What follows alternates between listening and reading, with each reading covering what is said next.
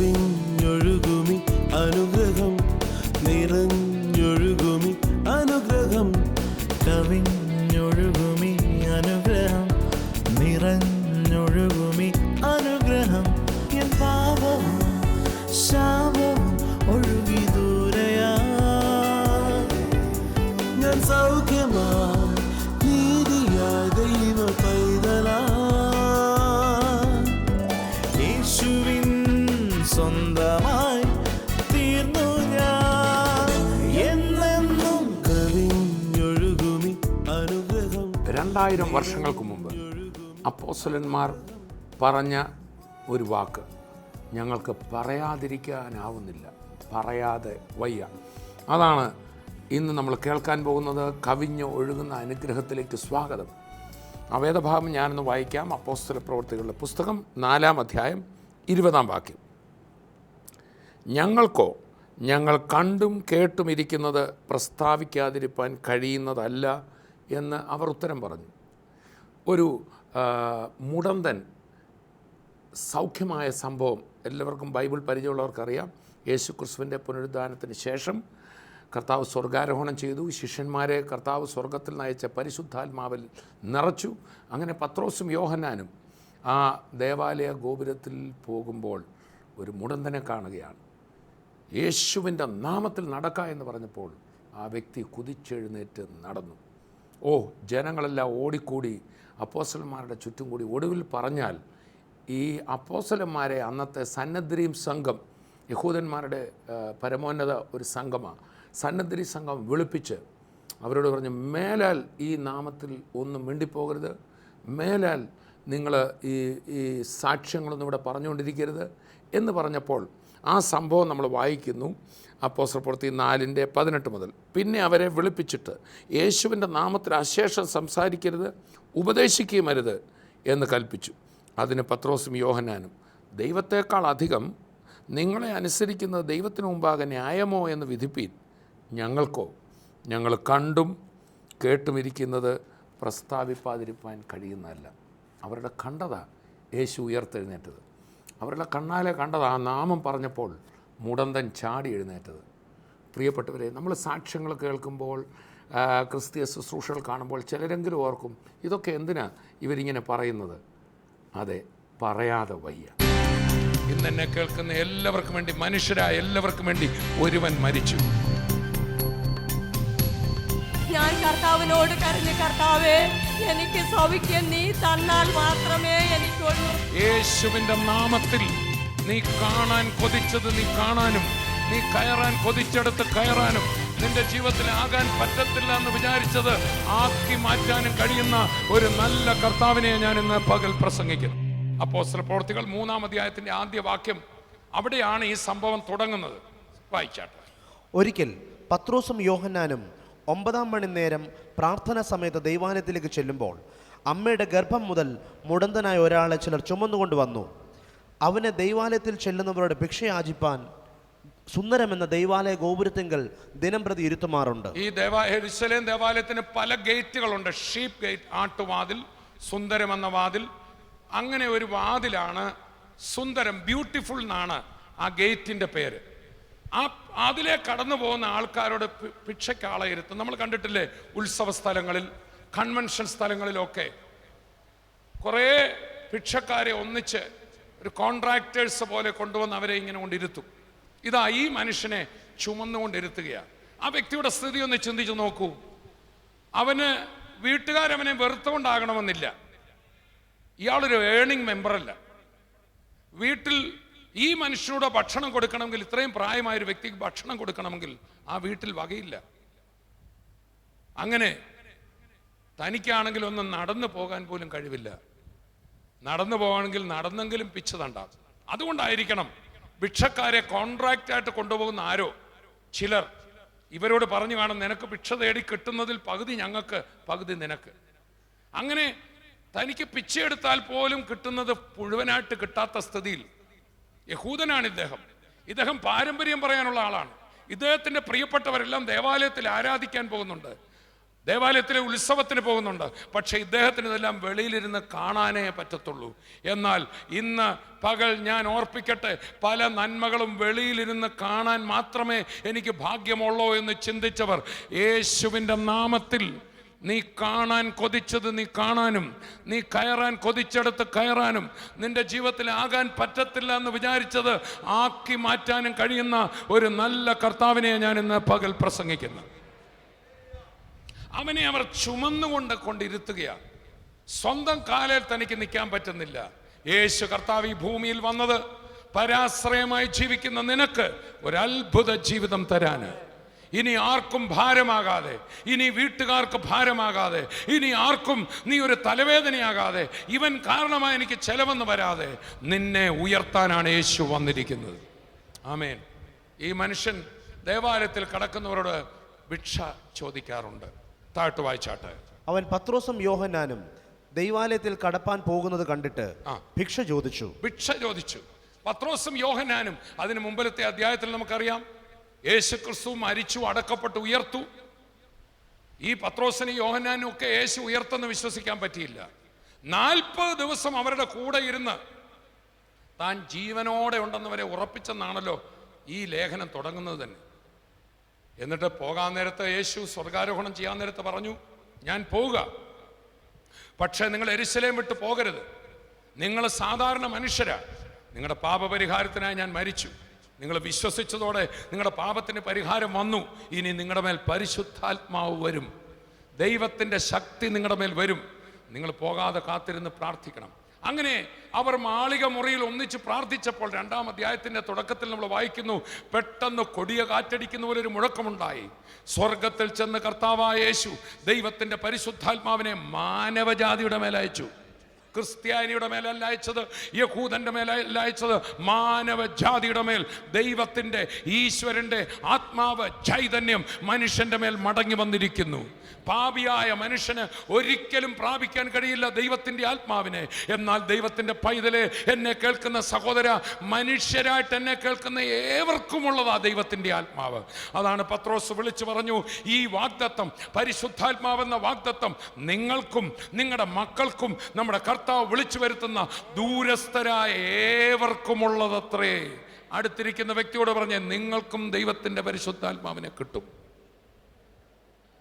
അതേ പ്രസംഗത്തിൽ പത്രോസ്ലീഹ ഇങ്ങനെ വിളിച്ചു പറഞ്ഞു, ഈ കാണുന്ന പരിശുദ്ധാത്മാവിന്റെ അനുഭവം നിങ്ങൾ ഊഹിക്കുന്നത് പോലെ വീഞ്ഞു കുടിച്ച ലഹരിയല്ല, മറിച്ച് ഇന്നേക്ക് വർഷങ്ങൾക്ക്, നൂറ്റാണ്ടുകൾക്ക് മുമ്പ് പ്രവാചകനായ യോവേൽ വിളിച്ചു പറഞ്ഞു, അന്ത്യകാലത്ത് ഞാൻ സകല ജഡത്തിന്മേലും എൻ്റെ ആത്മാവിനെ പകരും. ആരുടെ മേലൊക്കെ പകരും? സകല ജഡത്തിന്. ജാതിയില്ല, മതമില്ല, വർഗമില്ല, സഭ വ്യത്യാസമില്ല, ദാഹിക്കുന്ന ഏവർക്കും കർത്താവ് തന്റെ ആത്മാവിനെ കൊടുക്കും, തന്റെ ശക്തി പകരും. അന്ത്യകാലത്ത് ഞാൻ സകല ജഡത്തിന്മേലും എൻ്റെ ആത്മാവിനെ പകരും. നിങ്ങളുടെ പുത്രന്മാരും പുത്രിമാരും പ്രവചിക്കും, നിങ്ങളുടെ യൗവനക്കാർ ദർശനങ്ങൾ കാണും, അത്ഭുതങ്ങൾ നടക്കും, നിങ്ങളുടെ കൈകളാൽ അത്ഭുതങ്ങൾ നടക്കും. നമുക്കാർക്ക് സ്വന്തം ശക്തിയാൽ ഇത് ചെയ്യാൻ പറ്റത്തില്ല. വിശ്വസിക്കുമ്പോൾ പരിശുദ്ധാത്മാവിനെ ലഭിക്കും. അങ്ങനെ ശിഷ്യഗണങ്ങളുടെ മേൽ പരിശുദ്ധാത്മാവ് വന്നു.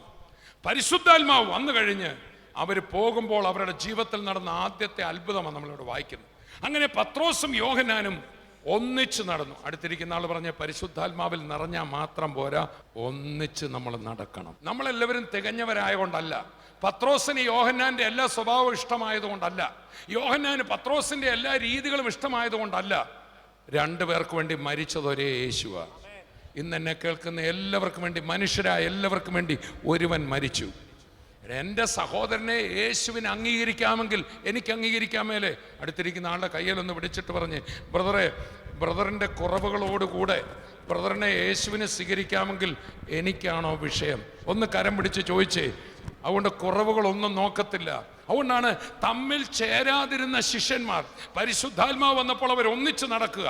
പത്രോസും യോഹന്നാനും കൈ കോർത്ത് പിടിച്ച് അവരൊന്നിച്ചു പോകുമ്പോൾ ഇതാ ഈ മനുഷ്യൻ പിച്ച തണ്ടുകയാ. ഭിക്ഷ ചോദിച്ചു എന്ന് നമ്മൾ വായിക്കുന്നു. വായിച്ചാട്ടെ. പത്രോസ് യോഹന്നാനോട് കൂടെ അവനെ ഉറ്റുനോക്കി. ഒന്നിച്ച് നിൽക്കുമ്പോൾ അത്ഭുതം നടക്കുന്നത്. ഒറ്റ ആത്മാവിൽ നിൽക്കുന്നതാണ് ഉണർവ്. എന്നെ കേൾക്കുന്ന എൻ്റെ എല്ലാ കൂട്ടു സഹോദരങ്ങളും പറയട്ടെ, എങ്ങനെങ്കിലും നമ്മൾ തമ്മിൽ ഭിന്നത ഉണ്ടാക്കാൻ, ചെറിയ കാര്യങ്ങളിൽ അസ്വസ്ഥത ഉണ്ടാക്കാൻ ദുഷ്ടൻ നോക്കും. എന്ന ദൈവമക്കൾ ഒറ്റ മനസ്സോടുകൂടെ നിന്നാൽ, പത്രോസും യോഹന്നാനും ഒന്നിച്ച് നടന്നു, ഒന്നിച്ചവനെ നോക്കി, ഒന്നിച്ചെഴുന്നേക്കാൻ പറഞ്ഞപ്പോൾ എന്ത് സംഭവിച്ചു? വായിച്ചാട്ടെ.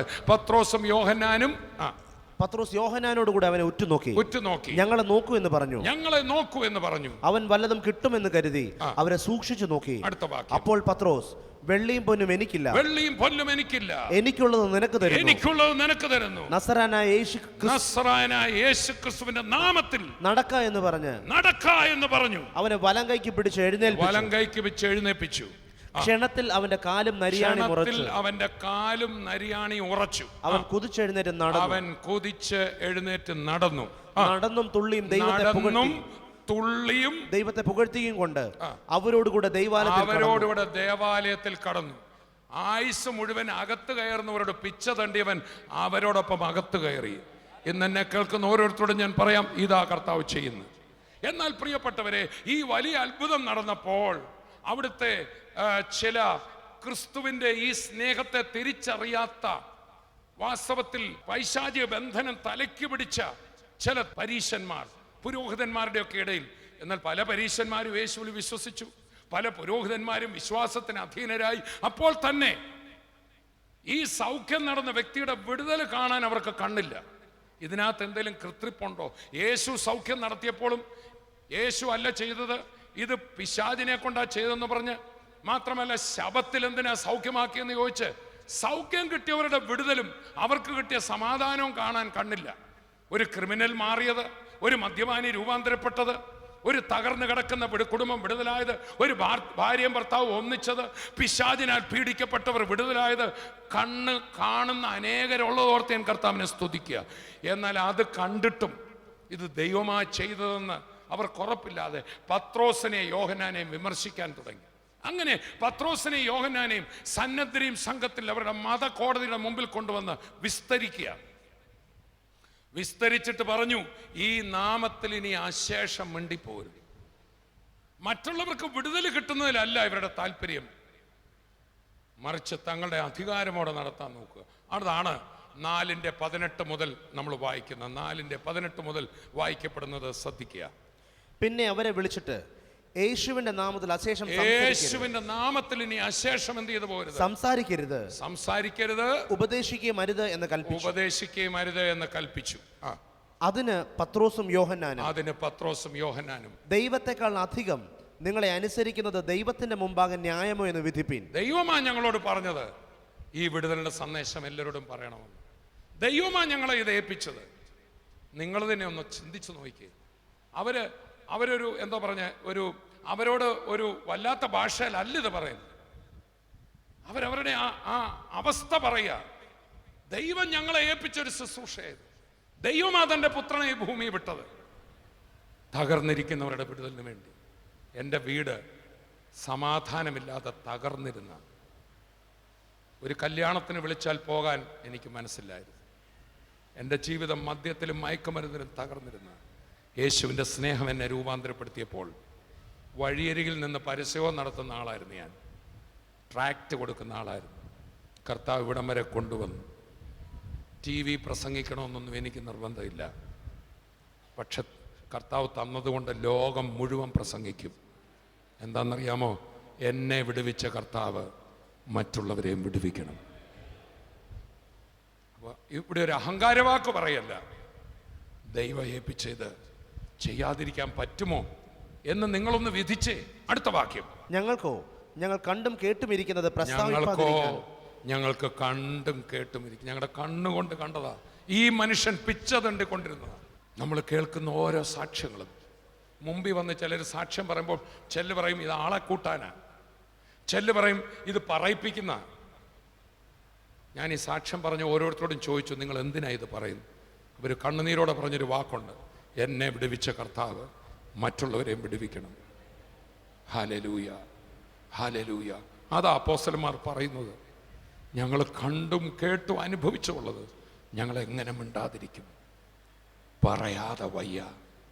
യേശുവേ, നീ അനുഗ്രഹിച്ച അനുഗ്രഹം പറയാതെ വയ്യ. എത്ര പേര് പറയും എനിക്കിത് പറയാതെ വയ്യ? ഞങ്ങൾക്ക് വളരെ സന്തോഷമുണ്ട്.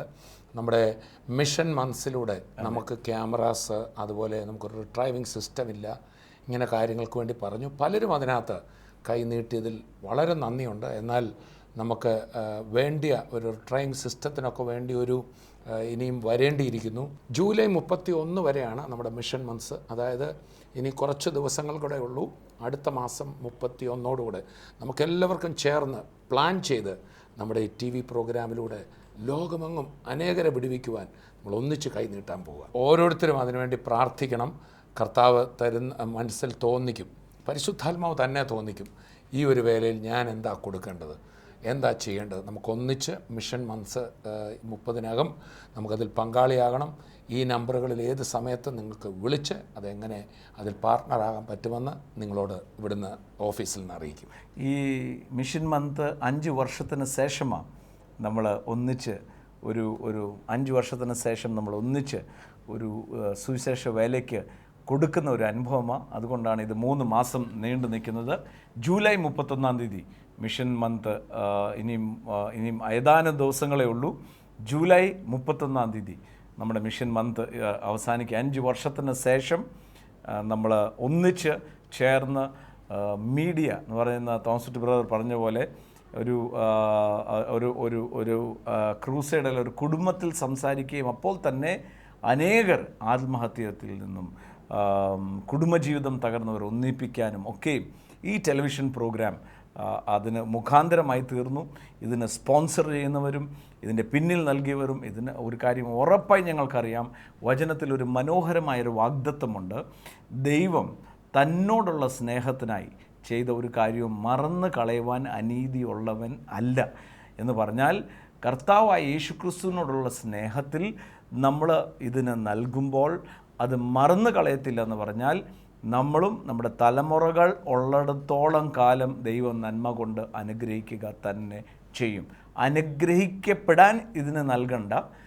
അത് യേശു സൗജന്യമായി കർത്താവ് ദാനമായി തന്നെങ്കിൽ യേശുവിനോട് കോപ്പം അനുഗ്രഹം സൗജന്യമാണ്. എന്നാൽ ഇതൊരു നന്ദി സൂചകമാണ്, സ്റ്റുവർഡ്ഷിപ്പാണ്.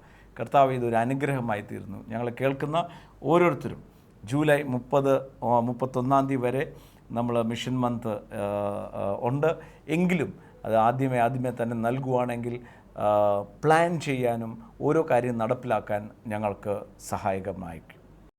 സ്വർഗീയവിരുദ്ധ ടെലിവിഷൻ മിനിസ്ട്രിയിൽ സാമ്പത്തിക പങ്കാളികളാകുക. Heavenly feast mission months. കൂടുതൽ വിവരങ്ങൾക്ക് വിളിക്കുക 9447356682.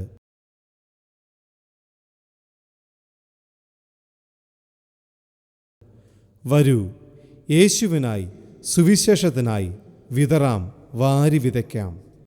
നമ്മൾ ഇനി ഒരു അത്ഭുത സാക്ഷ്യം കേൾക്കാൻ പോവുക. കാട്ടാക്കടയിൽ നടന്ന TV പ്രേക്ഷക മീറ്റിങ്ങിൽ ആണല്ലോ സന്ദേശം നിങ്ങൾ കേട്ടത്.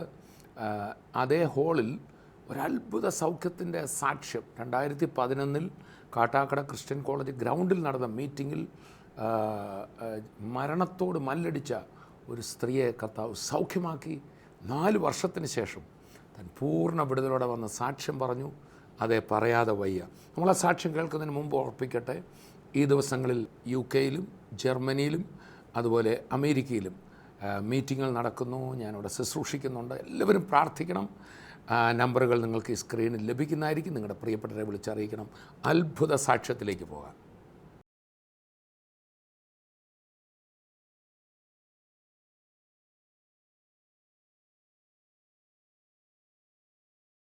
ഞാൻ 2011 ക്രിസ്ത്യൻ കോളേജ് ഗ്രൗണ്ടിൽ കൺവെൻഷനിൽ ദൈവ അത്ഭുത സൗഖ്യം എനിക്ക് തന്നതാണ്. ഞാൻ ഒരു 5.5 വർഷം കൊണ്ട് നട്ടല് വേദന, ഈ തലയുടെ നരമ്പിൻ്റെ ഇടയിൽ ഒരു നരമ്പ് കുരുങ്ങി, അനേക ഡോക്ടറും വൈദ്യന്മാരും എല്ലാവരും കൈവിട്ട് മെഡിക്കൽ കോളേജിൽ പോയി. മെഡിക്കൽ കോളേജിൽ യൂറിൻ പോകില്ലായിരുന്നു. അങ്ങനെ മാസങ്ങളോളം ട്യൂബ് ഇട്ട് എന്നെ ആശുപത്രിയിൽ ഇട്ടിരിക്കുകയായിരുന്നു. അവസാനം ഒരു മരുന്ന് പോലും, ഒരു പനിക്കുള്ള ഗുളിക പോലും എൻ്റെ ശരീരത്തിൽ പിടിക്കാതെ വണ്ണം ഡോക്ടർ പറഞ്ഞ് ഇനി ഓപ്പറേഷൻ ഒന്ന് മാത്രമാണ് പ്രതിനിധി. ഓപ്പറേഷൻ ചെയ്താൽ 95% വിജയിക്കില്ല, 5% മാത്രമേ, അതും ദൈവത്തിൻ്റെ കരങ്ങളിലേ ഉള്ളൂ, നിങ്ങൾ ദൈവത്തോട് പ്രാർത്ഥിക്കുമെന്ന്. അപ്പോൾ വേറെ ഡോക്ടർമാർ പറഞ്ഞ് ഓപ്പറേഷൻ ചെയ്താലും രക്ഷയില്ല, അതുകൊണ്ട് നിങ്ങൾ വീട്ടിൽ കൊണ്ടുപോയി ആ കുഞ്ഞിന്, ആ മക്കളടുത്ത് കിടത്തി. അപ്പോൾ കുറച്ച് ദിവസമേ ജീവിക്കുകയുള്ളൂ, അത്രയും ദിവസം മക്കളടുത്ത് കിടന്ന് മരിക്കട്ടെ എന്ന് പറഞ്ഞ് ഡോക്ടർ ഇങ്ങനെ റിസൾട്ടിൽ ഇങ്ങനെ വരച്ച് വിട്ട്, ഇനിമേൽ ആശുപത്രിയിൽ കൊണ്ടുവരണ്ട, ഇവ മരിച്ചു പോവും, ഇനി കുറച്ച് ദിവസമേ ജീവിക്കുകയുള്ളൂ എന്ന്. അപ്പോൾ കഴുത്തിൽ കോളറും കെട്ടി എന്നെ പേര് വെട്ടി എന്നെ ആശുപത്രിയിൽ നിന്ന് വീട്ടിൽ വിട്ട്. അങ്ങനെ വീട്ടിൽ നിന്ന് എടുത്തുകൊണ്ട് വന്ന് എന്നെ കൊണ്ട് കിടത്തി. അപ്പോഴേ എനിക്ക് 5.5 വർഷമായിട്ട് ഒരു തുണി നനയ്ക്കാനോ ഒരു തയ്ക്കാനോ എണീറ്റ് ഇങ്ങനെ കുറച്ച് ദൂരം നടക്കാനോ 5 മിനിറ്റ് പോലും ഒരു വ്യക്തിയുടെ മുഖത്ത് നോക്കാനോ എന്നെ കൊണ്ട് പറ്റില്ലായിരുന്നു. കഴുത്ത് അങ്ങ് കുഴഞ്ഞു പോകുമായിരുന്നു, കൈയൊക്കെ ഇങ്ങനെ വിറച്ചിങ്ങനെ മൊത്തം തളർന്ന അവസ്ഥയിലായിരുന്നു. സ്വർഗത്തിലെ ദൈവം 2011 ഇവിടെ ക്രിസ്ത്യൻ കോളേജ് ഗ്രൗണ്ടിൽ ഞാൻ കൺവെൻഷനായി കടന്നു വന്ന് എൻ്റെ മാതാവ് എൻ്റെ മകളുമായി എന്നെ കൊണ്ടുവന്ന് അവിടെ കഴുത്തിൽ കോളറും കെട്ടി ഞാൻ ഇരിക്കുകയായിരുന്നു. അപ്പോഴും ഒരു ദിവസം പ്രാർത്ഥിച്ചു, എനിക്ക് വിടുതലില്ല. അപ്പോൾ ഞാൻ വീട്ടിൽ കടന്നു വന്ന് ഞാൻ ദൈവത്തോട് കരയുന്നു, കർത്താവേ എനിക്കിനി മരണം മാത്രമേ ഉള്ളൂ, ഞാൻ മരിക്കാൻ പറ്റില്ല, ഞാൻ ആത്മഹത്യ ചെയ്ത് തന്നെ ഞാൻ മരിക്കണം എന്ന് പറഞ്ഞുകൊണ്ട് ഞാൻ ഭയങ്കര കരച്ചിലായിരുന്നു. അപ്പോൾ എൻ്റെ മാതാവ് അവിടെ നിന്ന് അപ്പുറത്ത് റൂമിൽ നിന്ന് കരയുന്നു, കർത്താവേ എല്ലാവർക്കും സുഖം കിട്ടിയല്ലോ, എൻ്റെ പിള്ളയ്ക്ക് സുഖം കിട്ടിയില്ലല്ലോ എന്ന് ദൈവത്തോട് നിലവിളിച്ചു. അപ്പോൾ ആ ശബ്ദം കേട്ട് ഞാൻ കർത്താവിനോട് കരഞ്ഞു, കർത്താവേ എനിക്ക് സൗഖ്യം നീ തന്നാൽ മാത്രമേ എനിക്കുള്ളൂ, ഇനി മരുന്നില്ല, വൈദ്യരില്ല, ഡോക്ടറില്ല, എനിക്കിനി ആരുമില്ല, ഞാൻ കിടക്കാൻ എന്നെ കൊണ്ട് പറ്റില്ല, നിമിർന്ന് ഇരിക്കാനും പറ്റില്ല, കിടക്കാനും പറ്റില്ല, ആ അവസ്ഥയായിരുന്നു. അപ്പോൾ ഞാൻ പിറ്റന്ന് വീണ്ടും പ്രാർത്ഥനയ്ക്ക് എൻ്റെ മാതാവ് എന്നെ കൊണ്ടുവരികയായിരുന്നു. അപ്പോൾ ഞാൻ കഴുത്തിൽ കോളറും കെട്ടി ഒരു കസേര ഇരുന്നപ്പോൾ ബ്രദർ വിളിച്ചു പറഞ്ഞു, ആശുപത്രിയിൽ നിന്ന് പേര് വെട്ടി ഓപ്പറേഷൻ ചെയ്താലും രക്ഷയില്ല, ചെയ്തില്ലെങ്കിലും രക്ഷയില്ല എന്നൊരു സഹോദരി കണ്ണുനീരോടെ നിലവിളിയോടെ ഇവിടെ ഇരിപ്പുണ്ട്. ആ സഹോദരി മുമ്പിൽ വന്നാൽ ഇന്ന് ദൈവം അത്ഭുത സൗഖ്യം തരുമെന്ന് വിളിച്ചു പറയുകയായിരുന്നു. അപ്പോൾ ഞാൻ പാസ്റ്റർ മുമ്പിൽ പോയായിരുന്നു. അപ്പോൾ പാസ്റ്റർ തലയിൽ കൈവച്ച് പ്രാർത്ഥിച്ച ഉടനെ തന്നെ ഞാൻ ബോധം കെട്ട് വീഴുന്നു. അപ്പോൾ പാസ്റ്റർ പറഞ്ഞതെന്ന് വെച്ചാൽ യേശു അപ്പം ഓപ്പറേഷൻ ചെയ്യുന്നുണ്ടെന്ന്. അവണ്ണമായി തന്നെ എൻ്റെ യേശു എന്നെ ഓപ്പറേഷൻ ചെയ്ത് അന്ന് മുതൽ ഇന്ന് വരെ എൻ്റെ കഴുത്തിന് ഒരു പ്രശ്നമോ ഒരു മരുന്നോ എൻ്റെ ശരീരത്തിൽ അതിനു വേണ്ടി ഞാൻ എടുത്തിട്ടേ ഇല്ല. ഇപ്പൊ കുഴപ്പമില്ല, ഇല്ല, ഒരു കുഴപ്പവും ഇല്ല. ആ കഴുത്തിന്റെ കോളർ അന്ന് ആ സ്റ്റേജിൽ നിന്ന് ഞാൻ കോളർ ഊരിയത് ഇന്ന് അത് എവിടെയെന്ന് പോലും എനിക്ക് അറിഞ്ഞു. ഒരു ടെറസിന്റെ മണ്ടയിൽ കൊണ്ടിട്ടത് ഇന്ന് വരെ ഞാൻ എടുത്തിട്ടില്ല. അത് ദൈവം അത്ഭുത സൗഖ്യം എനിക്ക് അന്ന് തൊട്ട് ഇന്ന് വരെ ഒരു പ്രശ്നവും ഇല്ല. ഇപ്പൊ എല്ലാ ജോലിയും ചെയ്യും.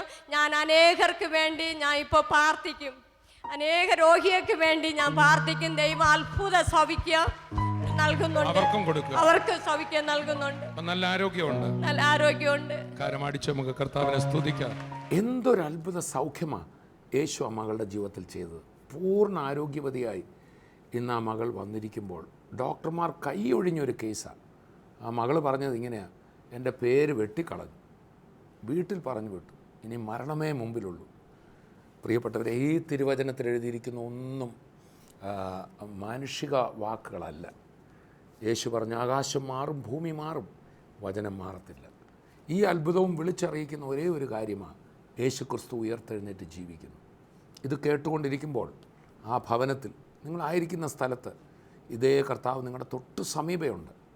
ഇതെൻ്റെ വാക്കല്ല, ഞാൻ എൻ്റെ ജീവിതത്തിൽ ഞാനും ഇതൊക്കെ വിശ്വസിക്കാൻ ബുദ്ധിമുട്ടിയ ഒരാളാണ്. പക്ഷേ ഇന്ന് എൻ്റെ വ്യക്തി ജീവിതത്തിലും വീട്ടിലും ശുശ്രൂഷയിൽ ചെല്ലുന്നിടത്തും കർത്താവിൻ്റെ കരം കണ്ടുകൊണ്ടിരിക്കുക തൻ്റെ പ്രവൃത്തികളിലൂടെ. ഇപ്പോൾ നിങ്ങളുടെ ശരീരത്തിലും അത് തന്നെ സംഭവിക്കും.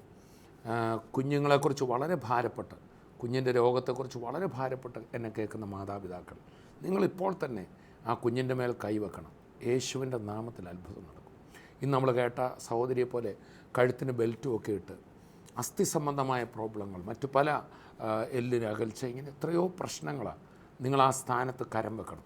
അത്ഭുത സൗഖ്യം ലഭിക്കും. കണ്ണിന് കാഴ്ച ഇന്ന് കർത്താവ് നൽകിത്തരും, ചെവിക്ക് കേൾവി നൽകിത്തരും, ക്യാൻസർ രോഗം സൗഖ്യമാവും. ദൈവത്തിന് അസാധ്യമായിട്ടൊന്നുമില്ല. സോ നമുക്ക് ഒന്നിച്ചൊന്ന് പ്രാർത്ഥിക്കാം. നിങ്ങളുടെ ശരീരത്തിൽ രോഗമുണ്ടെങ്കിൽ സ്വന്തം കരം വെക്കുകയോ വേറൊരു രോഗിക്ക് വേണ്ടിയോ നിങ്ങളുടെ കരം വെച്ച് നമുക്ക് ഈ അവസരത്തിൽ പ്രാർത്ഥിക്കാം. പിതാവേ, ഞങ്ങൾ അങ്ങയെ സ്തുതിക്കുന്നു, ഞങ്ങൾ വിശ്വസിക്കുന്നു. ഞങ്ങളുടെ കരം വെച്ചിരിക്കുമ്പോൾ യേശുവെ, അങ്ങയുടെ അത്ഭുത കരം ഞങ്ങളുടെ കരത്തിന് മീതെ വന്ന് സൗഖ്യമാകണമേ. കർത്താവ് ഇന്നും ജീവനോടെ ഉണ്ടല്ലോ. ആ ക്യാൻസർ രോഗി സൗഖ്യമാകട്ടെ, അസ്ഥി സംബന്ധമായ രോഗം വിട്ടുമാറട്ടെ, കുഞ്ഞുങ്ങളുടെ മേൽ കൈവച്ചിരിക്കുമ്പോൾ വിടുതലാകട്ടെ. കുഞ്ഞുങ്ങളില്ലാത്തവർ, മറ്റ് പല ഭാരങ്ങളാൽ കേൾക്കുന്നവർ യേശുവിൻ്റെ നാമത്തിൽ വിടുതലാകട്ടെ. കർത്താവെ, രോഗസൗഖ്യം മാത്രമല്ല, സാമ്പത്തിക പ്രശ്നങ്ങൾ, മറ്റെന്ത് പ്രയാസത്തിലാണോ ഇന്നിത് കേൾക്കുന്നത്, യേശു അവരുടെ കൂടെ ചെന്ന് അത്ഭുത വിടുതൽ പകരണം. കർത്താവെ, അങ്ങനെ ചെയ്തതിനായി നന്ദി. യേശുവിൻ നാമത്തിൽ തന്നെ ആമേൻ, ആമേൻ, ആമേൻ. ഇന്ന് നമ്മൾ കേട്ടതുപോലെ കർത്താവ് നമ്മുടെ ജീവിതത്തിൽ ചെയ്ത കാര്യങ്ങൾ നമുക്ക് പറയാതെ വയ്യ. ആ സിസ്റ്റർ ഓടി വരിക, അവർക്ക് പറയാതെ വയ്യ കർത്താവിൻ്റെ സാക്ഷ്യം. നിങ്ങളുടെ ജീവിതത്തിൽ ലഭിച്ച വിടുതൽ മറ്റൊരു വ്യക്തിയോട് പറയുക, ഞങ്ങളെ ഒന്ന് വിളിച്ചറിയിക്കുക, അടുത്ത ഒരു TV പ്രോഗ്രാമിൽ വന്ന് അറിയിക്കുക. അനേകർക്ക് അനുഗ്രഹമാകട്ടെ. അടുത്ത എപ്പിസോഡിൽ വീണ്ടും നമുക്ക് കാണാം. അതുവരെയും കർത്താവിൻ്റെ കൃപയിൽ നമ്മെ സൂക്ഷിക്കും. I bless you in Jesus name, ആമേൻ. തോമസ് ഊട്ടി ബ്രദർ UK ശുശ്രൂഷിക്കുന്നു. ബെൽഫാസ്റ്റ്, ജൂൺ 12 വെള്ളി വൈകിട്ട് 6. മദർവെൽ, ഗ്ലാസ്ഗോ, ജൂൺ 14 ഞായർ. തോമസ് ഊട്ടി ബ്രദർ അയർലൻഡിൽ ശുശ്രൂഷിക്കുന്നു. ജൂൺ 13 ശനി, ഡബ്ലിൻ. കൂടുതൽ വിവരങ്ങൾക്കായി ഈ നമ്പറിൽ വിളിക്കുക. തോമസ് ഊട്ടി ബ്രദർ ജൂൺ 16 ജർമ്മനിയിൽ ശുശ്രൂഷിക്കുന്നു. തോമസ് ഊട്ടി ബ്രദർ ന്യൂയോർക്കിൽ ശുശ്രൂഷിക്കുന്നു. ജൂൺ 19 വെള്ളി. ശുശ്രൂഷകൾ വൈകിട്ട് 7 മുതൽ 9 വരെ. യോങ്കേഴ്സ്, ജൂൺ 20 ശനി വൈകിട്ട് 7 മുതൽ 9 വരെ. കേരള സെൻറ്റർ, എൽമോണ്ട്, ക്യൂൻസ്. ജൂൺ 21 ഞായർ രാവിലെ 9:30 മുതൽ 12:30 വരെ. കേരള സെൻറ്റർ, എൽമോണ്ട്, ക്യൂൻസ്. तूने हमको सिखाए प्रेम की परिभाषा को,